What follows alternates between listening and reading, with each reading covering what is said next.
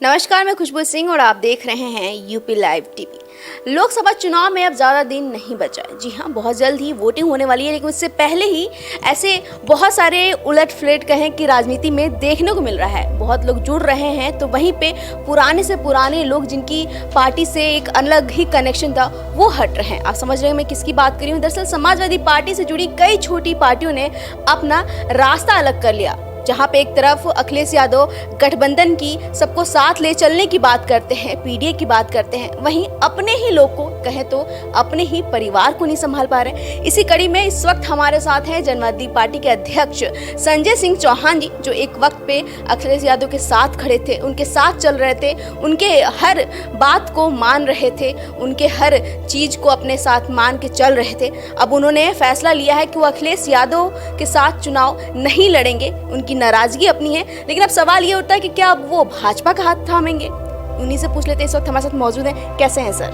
ठीक है सर, आपने एक अनाउंस किया कि आप जो गठबंधन है आपका समाजवादी पार्टी से, उसको खत्म कर लिया था। अब हर तरफ है कि क्या अब संजय सिंह चौहान जो है वो भाजपा का हाथ थामेंगे? नहीं, देखिए, हमारा और अखिलेश यादव जी का गठबंधन एक लंबे दौर का था और उसके मूल में ये था देश और संविधान लोकतंत्र की रक्षा करना और देश में समाजवादी और जनवादी विचारधारा को मजबूत करना।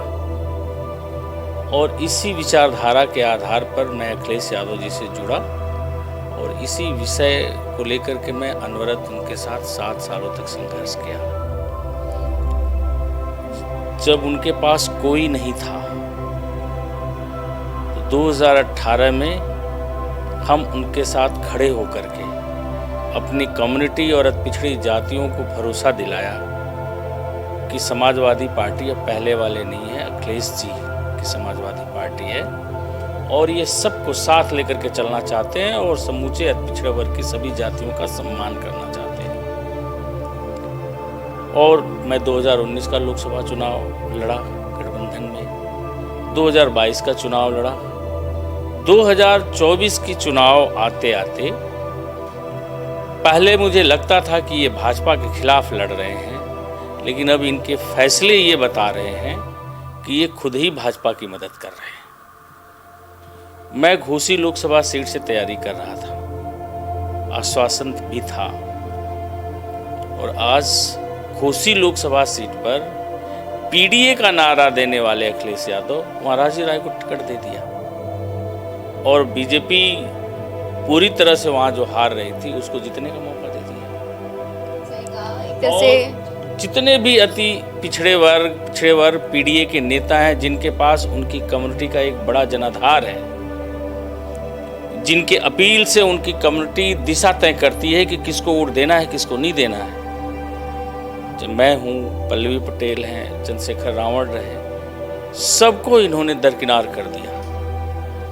भारतीय जनता पार्टी एक एक जातियों को इकट्ठा करके उन्हें सम्मान दे करके अपना वोट बैंक बढ़ा रही है और आप अपने साथ जुड़े हुए लोगों को हटा करके अपने लड़ाई को कमज़ोर कर रहे हैं। तो इसका मतलब है कि वो भाजपा के साथ, भाजपा की अपरोक्ष रूप से मदद कर रहे हैं। और भाजपा जो कह रही है 80 पार, तो पता नहीं कौन सी डर है। मुझे लगता है कि उस अभियान का हिस्सा अखिलेश यादव जी भी हैं। मैं जनाधार वाला नेता था, मेरे होने से पूर्वांचल के सभी लोकसभा सीटों पर हमारी कम्युनिटी का एक बड़ा वोट बैंक अखिलेश यादव जी के साथ खड़ा था, तो मुझे टिकट नहीं दिया। मेरी सीट पर उन्होंने ऐसे व्यक्ति को टिकट दे दिया जो बड़ा उद्योगपति है, पैसे वाला है। तो जो आरोप अखिलेश यादव जी कभी बहन जी पे लगाया करते थे, पैसा लेकर के टिकट देती हैं, तो यहाँ टिकट फिर कैसे हुआ? तो ये तो पैसे की भी डील होनी शुरू हो गई। तो ऐसे में हमारी पार्टी ने यह तय किया कि अब हम अखिलेश यादव जी के साथ नहीं रहेंगे और हम लोगों ने गठबंधन तोड़ दिया और अपने दम पर लोकसभा का चुनाव लड़ेंगे। और अखिलेश यादव जैसे पीडीए की बात करते हैं, आपके हटने के बाद अखिलेश यादव ने कहा कि आज भी मेरे लिए पीडीए ही इंपॉर्टेंट है। हाँ, मेरे लोग को मुझसे उम्मीदें बहुत हैं, मैं उनकी उम्मीदें पूरा नहीं कर सकता, इसलिए वो लोग अलग हो गए। तो क्या देख सकते हैं कि उम्मीदें बहुत ज़्यादा हैं उनके लोगों की। कौन सी उम्मीद थी? उनके जितने गठबंधन के साथी थे सब एक एक लोकसभा सीट ही तो मांग रहे थे,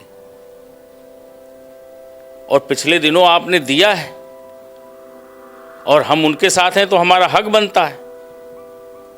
उन्हें तो हम लोगों की कमेटी की वोट की जरूरत ही नहीं है, इसलिए वो ऐसा हम लोगों के साथ कर रहे हैं। वो भाजपा को जिताना चाहते हैं कि ये कम्युनिटी, हमारी अपनी कम्युनिटी भाजपा के प्रति ज़्यादा झुकाव था, तो वो तो हमारे साथ इस तरह का कर करके ये प्रयास कर रहे हैं कि ये वोट भाजपा के साथ ही रहे। लेकिन हम लोग उत्तर प्रदेश में अपने दम पर लड़ेंगे। 14 लोकसभा सीटों के हमने उम्मीदवार घोषित कर दिए हैं।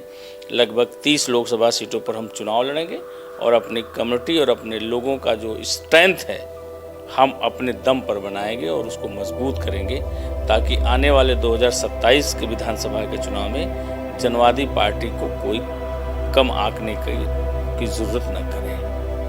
तो मतलब मान लें कि घोसी में इस बार जनवादी के लोगों के साथ क्या है, चिन्ह के साथ इस बार आप उतरेंगे संजय सिंह चौहान, किसी और पार्टी के गठबंधन की जरूरत नहीं।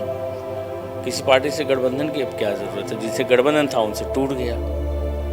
अब हम लोग अपने वोट बैंक को और मजबूत करेंगे और लड़ेंगे, और समाजवादी पार्टी से घोसी में जनवादी पार्टी ज़्यादा वोट पाएगी और हम मजबूती से वहाँ पर लड़ेंगे। सर आपने, हम लोग कुछ टाइम पहले मिले तो आप बिहार में अकेले लड़ने की तैयारी कर रहे थे, सर वहाँ का भी क्या अपडेट है? बिहार में तो पहले से ही हमारी तैयारी है। अभी मैं गया था 20 मार्च को, 17 लोकसभा सीटों पर कैंडिडेट घोषित करके आए।